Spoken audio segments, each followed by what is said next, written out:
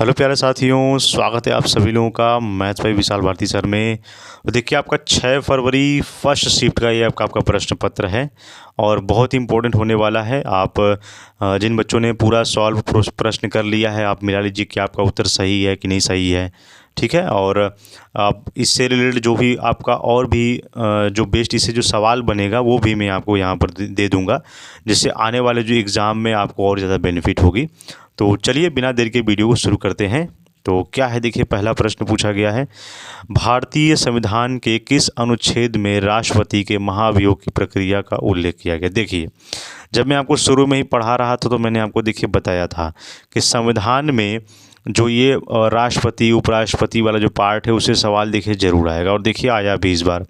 और मैंने इसके पहले वाले जो क्वेश्चन में आपको मैंने बताया था जो करंट अफेयर्स में जो योजनाएं वाली हैं और खेलों वाले इस देखिए सवाल जो हैं इस प्रकार से यहाँ पूछे गए हैं, और ख़ासकर रीजनिंग टाइप के भी प्रश्न जो हैं वो जीके में ऐड कर दिया गया है, और ये भी मैंने आपको बताया था।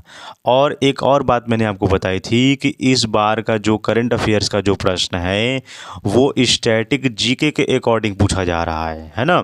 यानी जो प्रेजेंट में घटनाएँ हो रही हैं तो उसी घटनाएँ से संबंधित करंट अफेयर्स भी हो रहा है और स्टैटिक जीके भी हो रहा है। तो ये देखिए मैंने आपको शुरू में ही बता दिया था, एग्ज़ाम स्टार्ट होने से मतलब पहले ही जब मैं स्टार्ट किया था मैंने पढ़ाना, तभी मैंने कह दिया था कि इस बार एसएससी एमटीएस में यही आपको देखने को मिलेगा। क्योंकि जब सीजीएल का एग्ज़ाम भी हुआ था तो भी मैंने यही बातें देखिए बताई थी, और जब आपका सीपीयू जितना भी आपका एग्ज़ाम हुआ एसएससी का, रेलवे का, उन सभी मैंने शुरू में यही बातें मैं आपको बताते आ रहा हूँ, और इसमें भी देखिए वही आपका हाल हो गया। और इस बार समझ लीजिए एसएससी एमटीएस केवल नाम का एमटीएस रह गया है तो क्लास 10 के बेस का लेवल का, लेकिन यहाँ पर सवाल जो है वो देखिए सीजीएल के लेवल के पूछे जा रहे हैं, ग्रेजुएशन के लेवल पे। तो ये भी मैंने देखिए आपको पहले ही बता दिया था। देखिए, आपको पढ़ाई करनी है तो पूरा आपको फॉलो करना पड़ेगा। केवल आपको एमटीएस की तैयारी करो तो एमटीएस ही नहीं, आपको सीजीएल भी देखना है ना। सीजीएल के साथ साथ जो रेलवे है, बैंकिंग के जो प्रश्न है वो भी आपको तैयार करने हैं, तब जाकर के आप कंपटीशन में बैठ पाओगे। कंपटीशन बहुत ज़्यादा टफ हो गया है। ठीक है, तो चलिए देखिए क्या है प्रश्न कि भारतीय संविधान के किस अनुच्छेद में राष्ट्रपति के महाभियोग की प्रक्रिया का उल्लेख किया गया। यानी महाभियोग का प्रक्रिया किस में हो सकता है, कौन सा अनुच्छेद में। देखिए ऑप्शन नंबर लिखा है 52, या अनुच्छेद है 56, अनुच्छेद 61, या अनुच्छेद 72। तो इसमें देखिए क्या है, अनुच्छेद 61 में जो है वो हम राष्ट्रपति के महाभियोग की प्रक्रिया का उल्लेख कर सकते हैं। कहाँ से कैसे हुआ है, देखिए सब पूरा डिटेल मैंने लिखा हुआ है, यहाँ से आप देख सकते हो कि भारतीय संविधान में जो राष्ट्रपति से संबंधित होता है वो एक प्रमुख अनुच्छेद भाग के 5 के अंतर्गत अनुच्छेद 52 से लेकर अनुच्छेद 62 तक वो वर्णित है ना, राष्ट्रपति का जो महाभियोग है। तो ऑप्शन नंबर सी को आप सही कर लोगे, अनुच्छेद 61 आपका होगा। ठीक है, और बाकी देखिए यहाँ पर पूरा अनुच्छेद लिखा हुआ है, क्या है एक बार आप इसको नोट कर लीजिएगा। ठीक है, तो चलिए नेक्स्ट क्वेश्चन पर देखते हैं क्या है। और हाँ, जिनका सही होगा वो उनका सही होगा। ठीक है, अब देखिए यहाँ पर क्या प्रश्न पूछा गया है, तेल एवं प्राकृतिक गैस आयोग जो है यानी अब निगम की स्थापना किस वर्ष हुई। यानी तेल प्राकृतिक गैस की स्थापना पूछा गया है। और देखिए क्या है कि तेल एवं जो प्राकृतिक गैस आयोग है, जिसे हम अब ओएनजीसी के नाम से जानते हैं, वो तेल एवं प्राकृतिक गैस निगम लिमिटेड होता है। यानी इसकी स्थापना जो है वो 14 अगस्त 1956 को हुई थी, और शुरुआत में इसे आयोग के रूप में स्थापित किया गया था, जिसे बाद में 1994 में एक निगम यानी लिमिटेड कंपनी में बदल किया गया था। तो ये याद रखिएगा कि 14 अगस्त 1956 को हुई थी तेल एवं प्राकृतिक गैस आयोग की स्थापना। ये याद रखिएगा, आपसे वो डेट भी महीना भी पूछ सकता है। ठीक, 14 अगस्त 1956। आगे देखिए प्रश्न क्या है कि ये जो प्लानिंग कमीशन होता है जिसे हम योजना आयोग कहते हैं, इसके संदर्भ में निम्नलिखित कौन सा कथन पर हम विचार कर सकते हैं। देखिए आगे आपका आईएएस की तरह सवाल पूछा गया है। देखिए क्या है कि योजना आयोग की स्थापना पहले यहाँ पर प्रश्न है कि 1952 में हुई थी, और योजना आयोग के प्रमुख राष्ट्रपति होता है। तो उपरोक्त में से यहाँ पर कौन सा कथन जो है वो सत्य है, बताइए। केवल 1 यानी केवल 1 वाला सही है, या केवल 2 वाला सही है, या यहाँ पर 1 और 2 दोनों सही हैं, या कोई भी नहीं है। बताइए क्या होगा। देखिए कथन 1 जो हमारा है वो गलत है, क्योंकि योजना आयोग की स्थापना 1952 में नहीं हुई थी। ये योजना आयोग की स्थापना 15 मार्च 1950 को भारत सरकार के एक कार्यकारी प्रस्ताव, जिसे हम एग्जीक्यूटिव रिजोल्यूशन के नाम से जानते हैं, इसके माध्यम से की गई थी, और न कि 1952 में। तो 6 अगस्त 1952 को राष्ट्रीय विकास परिषद, नेशनल डिफेंस कमीशन की भी स्थापना हुई थी, एनडीसी की। तो यहाँ से याद रखिएगा 15 मार्च 1950। तो 15 मार्च 1950 को यहाँ पर उसका स्थापना हुआ था। तो कौन सा ऑप्शन सही है, क्योंकि पहला वाला देखिए गलत है, तो आपका केवल 1 नहीं, यहाँ पर केवल 2 जो है वो आपका ऑप्शन सही हो जाएगा। ठीक, ऑप्शन नंबर बी जो है वो आपका टिक कर लोगे। इसके बाद देखिए क्या प्रश्न पूछा गया है, एक भी प्रश्न को नहीं छोड़ा हूँ। और हाँ, मैं बीच में मैं भूल गया था, मैं सभी बच्चों को धन्यवाद करना चाहूँगा जिन बच्चों ने यह प्रश्न भेजा है। ठीक है, और भी देखिए बहुत सारे बच्चे कमेंट कर रहे थे कि सर मैथ्स का भी चाहिए। तो देखिए अब बच्चों क्या है, मैथ का तो क्या है कि अब मैथ में क्या है, उसमें बच्चे नहीं भेज पाएंगे। रीजनिंग टाइप का भी प्रश्न उसमें होता है ना, तो वो भेजना बड़ा मुश्किल होता है, क्योंकि अब हैंड रिटन नोट्स है नहीं कि वो पीडीएफ बनाकर या फ़ोटो खींच कर भेज दिया जाए, क्योंकि पूरा टाइप करना पड़ता है। ये प्रश्न दिया गया है ना। तो ये है, तो इस प्रकार हमको तैयारी करनी है। देखिए क्या है प्रश्न, यह the greatest my own story है, यह पुस्तक किसके द्वारा लिखी गई है। The greatest my own story, प्रश्न क्या, इसका ऑप्शन देखिए क्या है, Mike Tyson, Muhammad Ali, Mary Kom, या पहले कौन होंगे। देखिए जो माई ओन स्टोरी है ये महान मुक्केबाज मोहम्मद अली की आत्मकथा है। क्या है, मोहम्मद अली, जो 1975 में प्रकाशित हुआ था, और यह पुस्तक रिचर्ड डरहम के सहयोग से लिखी गई थी।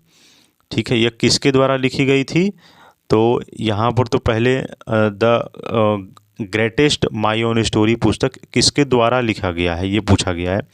The greatest my own story जो महान मुक्केबाज मोहम्मद अली की आत्मकथा है। ठीक है, तो यहाँ पर इसमें रिचर्ड डरहम तो लिखा नहीं है, तो यहाँ पर मोहम्मद अली जो है वो आपका ऑप्शन सही हो जाएगा। देखिए ये प्रश्न तो एसएससी ने गलत पूछा है।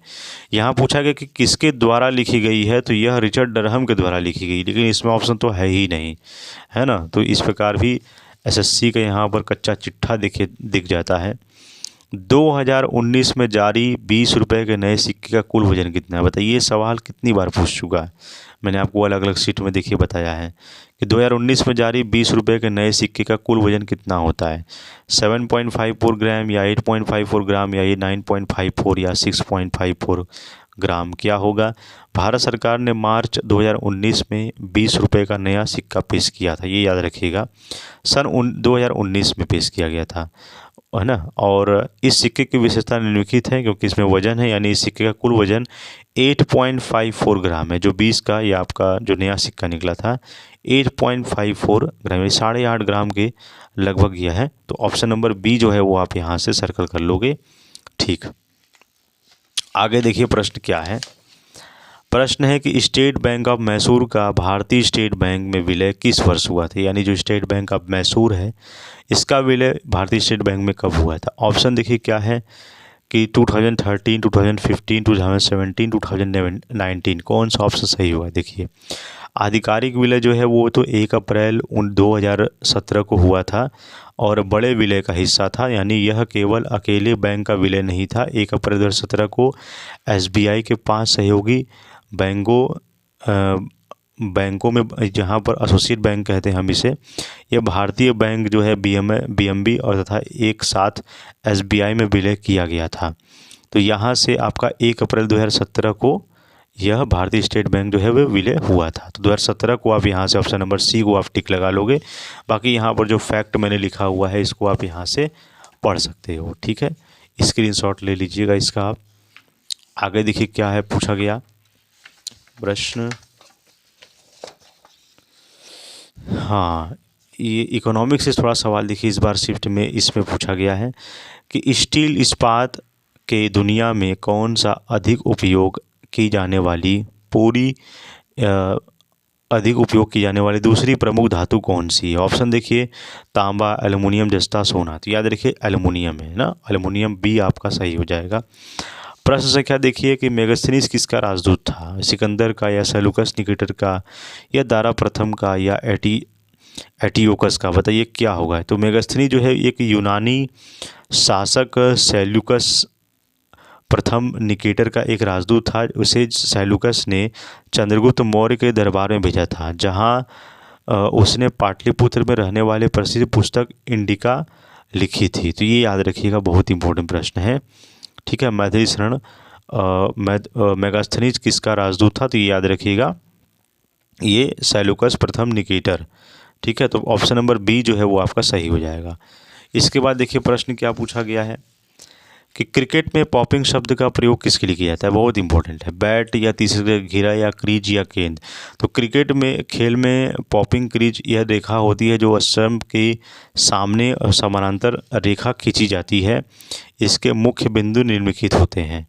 क्या है यह रेखा, जो कि बल्लेबाज के सुरक्षित क्षेत्र को निर्धारित करती है। यही बल्लेबाज बल्ला या पैर रेखा के अंदर नहीं है और यह विकेट गिर जाता है तो उसे रन आउट या स्टंप आउट माना जाता है। तो ऑप्शन नंबर जो है वो देखिए डी का क्या होगा कि क्रिकेट खेल में जो है वो पॉम्पिंग क्रीज पर वह रेखा हो जो स्टंप के सामने और समानांतर रेखा खींची जाती है। तो बैट होगा, तीस गज का घेरा होगा, या क्रीज होगा, या गेंद होगा, बताइए क्या होगा। अब चूंकि यह रेखा है जो बल्लेबाज के सुरक्षित क्षेत्र को निर्धारित करती है, यदि बल्लेबाज का बल्ला पैर रेखा के अंदर नहीं होता है तो याद रखिए। दूरी में क्या है कि पॉम्पिंग क्रीज स्टंप जो है वो 4 फीट से इतना दूरी होता है। ठीक है, तो यहाँ से आपका जो है वो क्रीज जो हो जाएगा, है ना, पॉपिंग क्रीज जिसे हम कहते हैं। तो ऑप्शन नंबर सी जो है वो आपका सही हो जाएगा। ठीक, बहुत ही अच्छा प्रश्न है, ये पूछ सकता है आप यदि रेलवे और बैंक में आप तैयारी कर रहे हो, ये इंपॉर्टेंट सवाल है। ठीक है,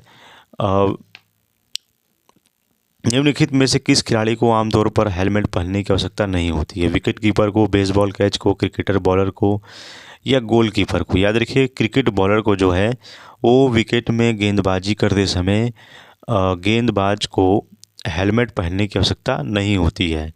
तो यहाँ से ऑप्शन नंबर याद रखिएगा क्रिकेट का है ना, क्रिकेट बॉलर क्रिकेट में गेंदबाजी के लिए है। तो विकेट कीपर, बेसबॉल कैचर या क्रिकेट बॉलर तो हेलमेट की आवश्यकता नहीं होती। क्रिकेट बॉलर जो है वो आपका सी जो है वो ऑप्शन सही हो जाएगा। ठीक, आगे देखिए क्या प्रश्न पूछा गया है।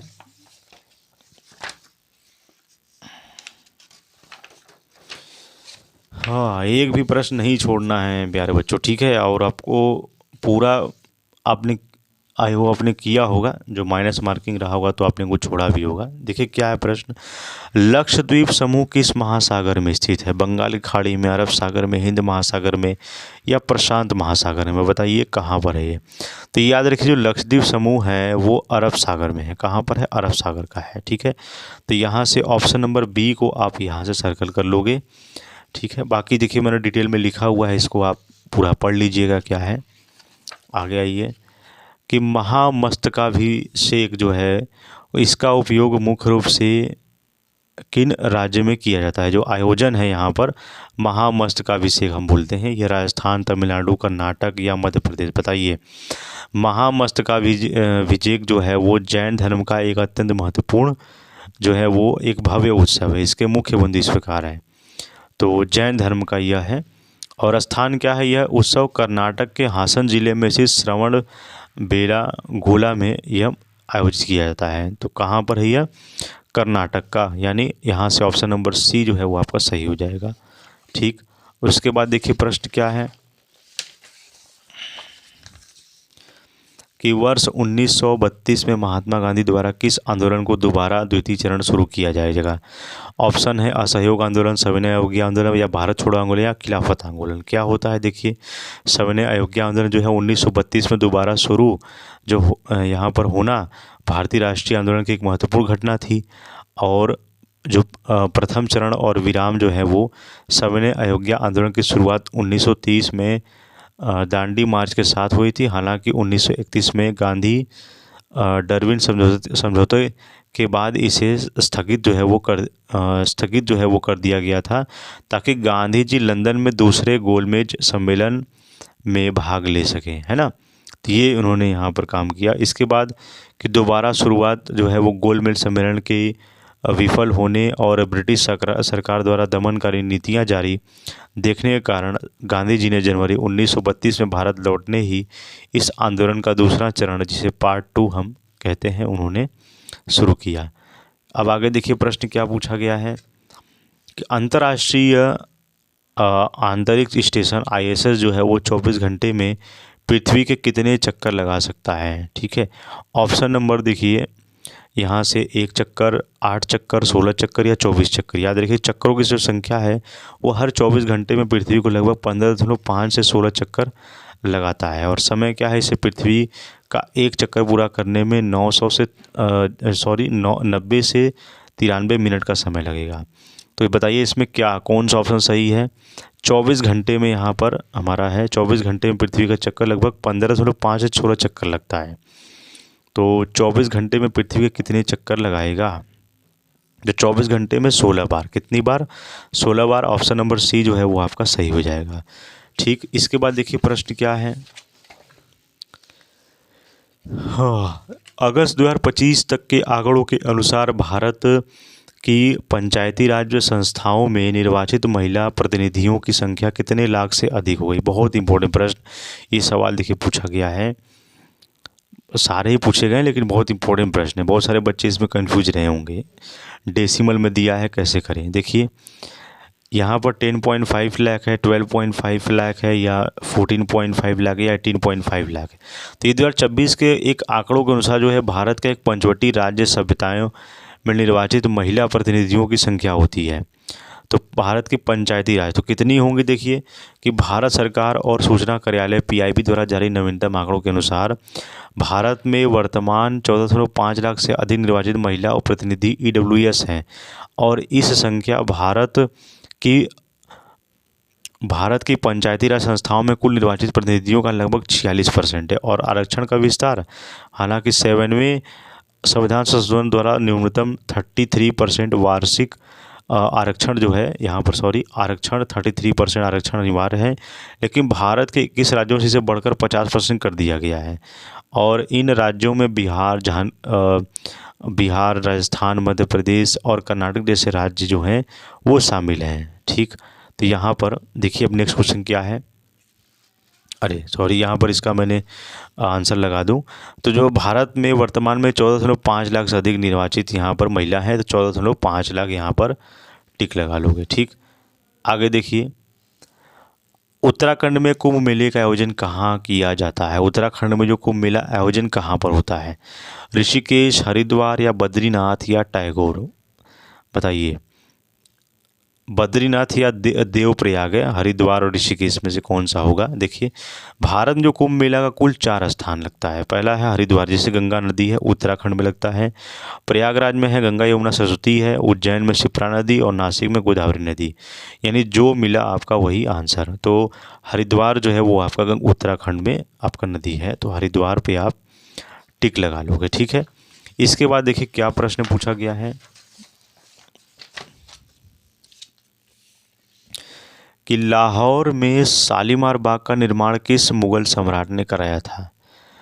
लाहौर में शालीमार बाग का निर्माण देखिए अकबर ने, जहांगीर ने या शाहजहां ने या औरंगजेब ने। बताइए किसके ने।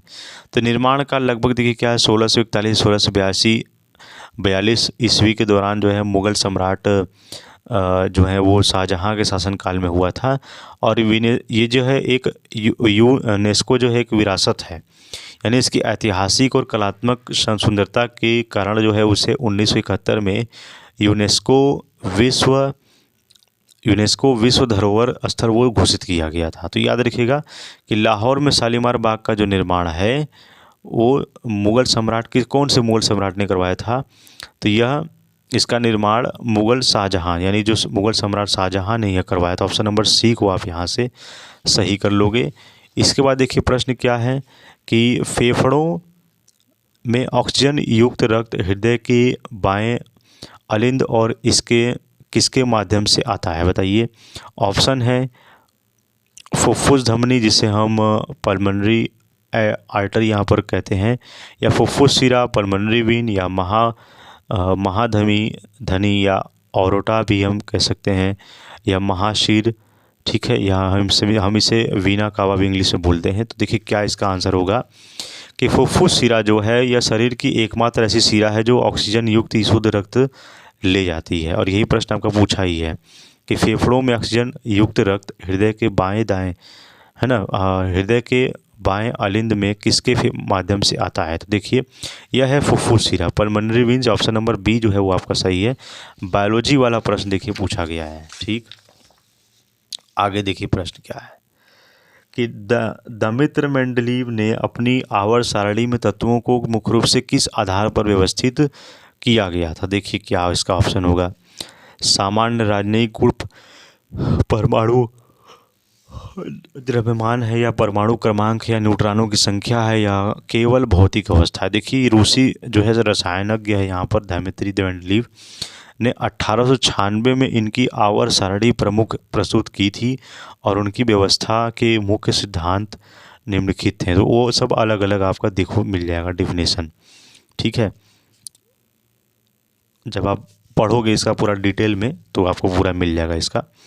तो दमित्री मेंडलीव ने अपनी आवर्त सारणी में तत्वों को मुख्य रूप से किस आधार पर व्यवस्थित किया गया था? बताइए, यहाँ ध्यान दीजिएगा कि दमित्री मेंडलीव जो है 1869 में अपनी आवर्त सारणी प्रस्तुत की और उनकी व्यवस्था के मुख्य सिद्धांत निम्नलिखित हैं। परमाणु द्रव्यमान में मेंडलीव ने द्रव्यों को उनके बढ़ते हुए परमाणु द्रव्यमान के क्रम में इसको व्यवस्थित किया था। तो यहाँ पर परमाणु जो है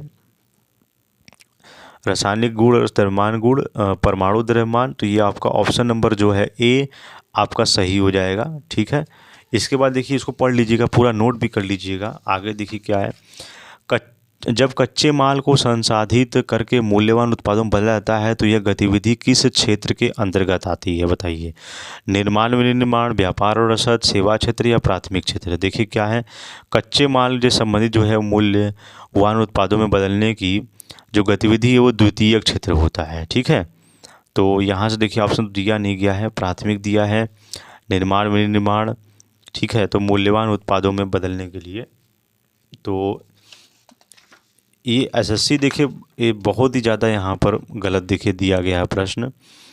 तो सेकेंडरी शिक्षक को हम विनिर्माण क्षेत्र भी कहते हैं।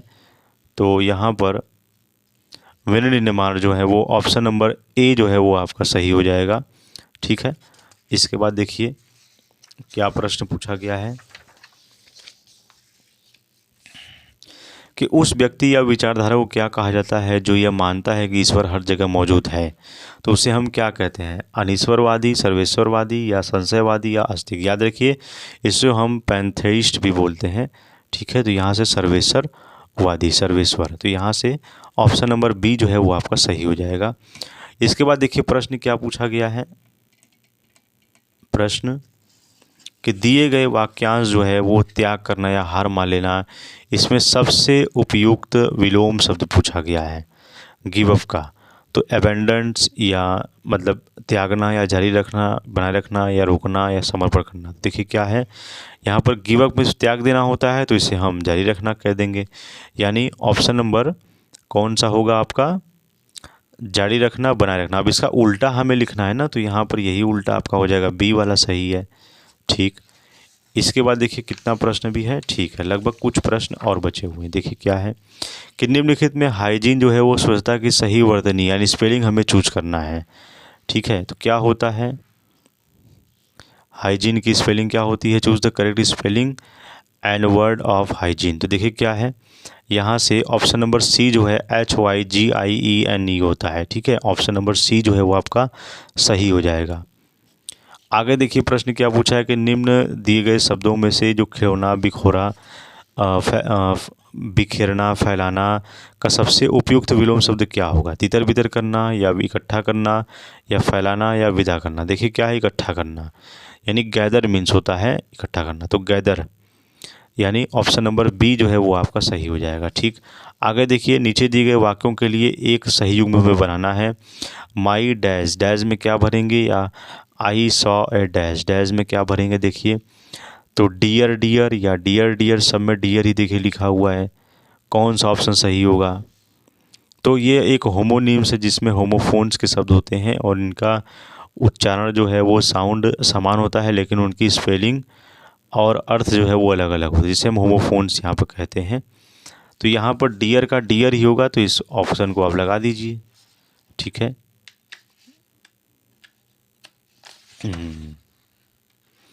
यहाँ से आपका डियर कोई सा भी आप लगा दीजिए, सबका स्पेलिंग देखिए सेम ही है। ठीक, आगे देखिए क्या है यहाँ पर प्रश्न कि रक्त का थक्का बनने में सहायक रक्त कोशिकाओं में क्या चीज़ें होती हैं? लाल रक्त कोशिकाएं, श्वेत रक्त कोशिकाएं, या प्लेटलेट्स या प्लाज्मा? बताइए। रक्त का थक्का, ब्लड क्लॉट बनाने के लिए सहायक, ये आपका प्लेटलेट्स यानी नहीं, रक्त का थक्का जो है इसमें मुख्य रूप से प्लेटलेट्स ही होता है, जिन्हें थ्रोम्बोसाइट्स हम कहते हैं, ये भी करवाया जाता है। तो यहाँ से आपका ऑप्शन कौन सा होगा? देखिए, रक्त का थक्का बनाने के लिए सहायक रक्त नलिकाएं जो हैं वो प्लेटलेट्स आपका होता है। तो ऑप्शन नंबर सी आपका सही हो जाएगा ना। देखिए आपका नेक्स्ट क्या है प्रश्न, बाजार मूल्य पर आधारित जीडीपी से साधन लागत पर आधारित जीडीपी प्राप्त करने के लिए कैसे घटाया जाता है? अब देखिए क्या इस प्रकार भी सवाल पूछ रहा है कि मूल्यह्रास, प्रत्यक्ष कर या शुद्ध और अप्रत्यक्ष कर या सर्वाधिक सहायक, यहाँ पर उसका आर्थिक सहायक यहाँ पर पूछा गया है। ऑप्शन में से कौन सा होगा? बाजार मूल्यह्रास, प्रत्यक्ष कर, शुद्ध अप्रत्यक्ष कर या आर्थिक सहायता? देखिए क्या होगा कि बाजार मूल्य पर आधारित जो जीडीपी में साधन लागत पर आधारित जीडीपी प्राप्त करने के लिए किसे घटाया जाता है? तो अर्थव्यवस्था में जीडीपी दो तरह के पाए जाते हैं, बाजार में यानी मार्केट प्राइस है, और साधन लागत होता है, फैक्टर कॉस्ट। और बाजार मूल्य देखिए क्या है, मार्केट प्राइस या वो मूल्य है जिस पर वस्तुएं बाजार में बेची जाती हैं। इस चीज़ से सरकार द्वारा जो है वो सरकार द्वारा लगाए गए अप्रत्यक्ष कर जो है वो शामिल होते हैं और सरकार द्वारा की गई सब्सिडी घटा दी जाती है। तो इसमें से कौन सा ऑप्शन बताइए सही होगा? बाजार मूल्य, प्रत्यक्ष कर, शुद्ध अप्रत्यक्ष कर, आर्थिक सहायता। इसमें भी यही प्रश्न गलत मुझे लग रहा है। ठीक है, अभी इस प्रश्न को छोड़े रहिए, अभी आगे हम लोग देखते हैं, फिर बाद में बता देंगे क्या है। तो पहला देखिए यहाँ पर प्रश्न क्या है, आगे आ जाइए। नेक्स्ट क्वेश्चन कि दिए गए शब्द जो है वो डिप्रेस्ड जो है, दुखी या उदास हम कहते हैं, इसका सबसे जो है वो डिप्रेस्ड का यहाँ पर विलोम एंटोनिम्स क्या होगा? सैड होगा, चीयरफुल होगा, ग्लूमी होगा या साइलेंट होगा? याद रखिए हंसमुख है तो यहाँ पर चीयरफुल होगा। ऑप्शन नंबर बी आपका सही हो जाएगा। इसके बाद देखिए प्रश्न क्या है कि सामान्य मृत्यु दर की गणना प्रति कितने व्यक्तियों पर की जाती है? बताइए कितने प्रति व्यक्तियों पर की जाती है? तो याद रखिए ऑप्शन नंबर बी जो है वो 1000 व्यक्ति पर होता है। ऑप्शन नंबर बी को आप सही कर लोगे। ठीक, इसके बाद देखिए प्रश्न क्या पूछा गया है कि निम्नलिखित में से जुबिलिएंट यानी उल्लासित अब अत्यधिक प्रसन्न की सही जो है वो वर्तनी यानी करेक्ट स्पेलिंग क्या होगा? जुबिलिएंट या जुबिलिएंट या जबलेंट या जबलेंट? तो किस इस प्रकार देखिए पूछा गया है, तो बताइए क्या होगा?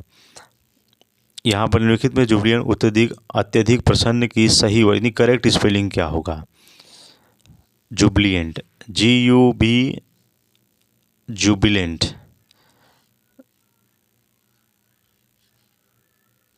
जुबिलेंट, JUBILANT। ये ऑप्शन नंबर बी जो है ये आपका सही लग रहा है। आगे देखिए प्रश्न है 1772 की नई न्याय प्रणाली। अब देखिए मैं इसमें कई सारा क्वेश्चन है जिसमें मिस्टेक भी हुआ है, तो आप यहाँ पर थोड़ा सा आप गूगल का, चैट जीपीटी का आप हेल्प ज़रूर लीजिएगा। आप अपने प्रश्न को, क्वेश्चन को कैसे पूछा जाता है और कैसे एग्ज़ाम में स्ट्रेटजी है, तो पहले उसको एक बार मैंने पिछला वीडियो में बताया हुआ है, उसको आप ज़रूर देख लीजिएगा। चलिए देखिए क्या है नेक्स्ट क्वेश्चन। 1772 की नई न्याय प्रणाली के तहत प्रत्येक जिले में कौन से 2 न्यायालय स्थापित किए गए थे? 1772 की न्याय प्रणाली में देखिए दीवानी अदालत और फौजदारी अदालत क्या होगा, या उच्च न्यायालय और उच्चतम न्यायालय, या राजस्व न्यायालय और वाणिज्यिक न्यायालय, या सत्र न्यायालय या मुंसिफ न्यायालय? बताइए क्या होगा इसमें ऑप्शन। 1772 में देखिए तत्कालीन जो गवर्नर जनरल वॉरेन हेस्टिंग थे, उन्होंने प्रशासन में सुधार के लिए एक नई न्यायिक योजना पेश की थी और इसकी मुख्य विशेषताएं थी कि प्रत्येक जिले के लिए 2 अदालतें। योजना के अनुसार प्रत्येक जिले में 2 प्रकार की अदालतों की न्यायालयों की स्थापना की गई, जिसे दीवानी अदालत कहते हैं, संपत्ति, साती, व्यापार जैसे नागरिक मामलों की सुनवाई के लिए होता है। ठीक है, तो यहाँ से ये हमारा है। लेकिन हमारा न्याय प्रणाली के तहत प्रत्येक जिले में कौन से 2 न्यायालय स्थापित किए गए थे? तो दीवानी अदालत और फौजदारी, यहाँ पर से आपका दीवानी और फौजदारी जो है वो ऑप्शन नंबर ए जो है वो आपका सही हो जाएगा। ठीक है, और ये कब हुआ था? ये वॉरेन हेसी 1772 में हुआ था। ठीक है, ये आपका प्रश्न है। और इसके बाद क्या प्रश्न है? ठीक है, इसमें कुछ समझ में नहीं आ रहा है, किसी बच्चे ने भेजा है तो इसको भी मैंने निकाल लिया है इसको। ठीक है, बाकी जैसा होगा मैं आपको आगे अपडेट करता रहूँगा। और आपका यह तो आपका सीरीज़ चल ही रहा है, अभी बाकी जितने भी आपका जो शिफ्ट के एग्ज़ाम हैं, इसलिए मैं थोड़ा देखिए लेट में बना रहा हूँ, ताकि थोड़ा सा आइडिया आपको लग सके कि हाँ कैसे पूरा मैंने एक्सप्लेन किया है और आपको याद करने में थोड़ी आसानी हो। देखिए इसमें बहुत अच्छी चीज़ क्या है कि यदि एक ऑप्शन का पूरा एक्सप्लेन किया हुआ है, बाकी जो सारे ऑप्शन है उसका भी एक्सप्लेन कर किया हुआ बताया हुआ है, यानी अगर उससे भी रिलेटेड अगर कोई प्रश्न आ जाता है तो भी आप यहाँ से पूरा याद करके लिख सकते हो। तो यह नोट्स बहुत इम्पोर्टेंट है ना। यहाँ से एक बार आप, यह व्हाट्सएप नंबर है, इस पर आप यह नोट कर लीजिए इसको, 94 73 63 13 89।